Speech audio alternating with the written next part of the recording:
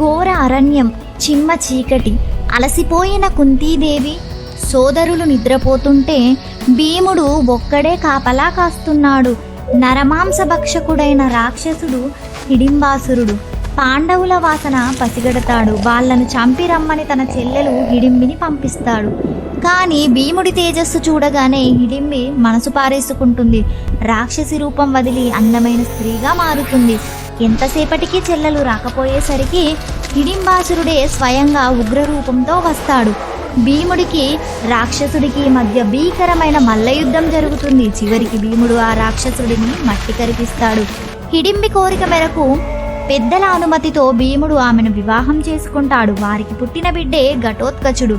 పుట్టగానే పెద్దవాడై ఆకాశమంత ఎత్తు ఎదిగి, నాన్నగారు మీరు ఎప్పుడు తలుచుకుంటే అప్పుడు వచ్చి మీ యుద్ధంలో సాయం చేస్తాను అని మాట ఇచ్చి వెళ్తాడు. అరణ్యం దాటిన పాండవులు ఏకచక్రపురం అనే ఊరికి చేరుకుంటారు. కానీ ఆ ఊరి ప్రజలు రోజూ ఏడుస్తూనే ఉన్నారు. కారణం బకాసురుడు. రోజుకో బండి అన్నం ఒక మనిషిని ఆ రాక్షసుడికి ఆహారంగా పంపాలి.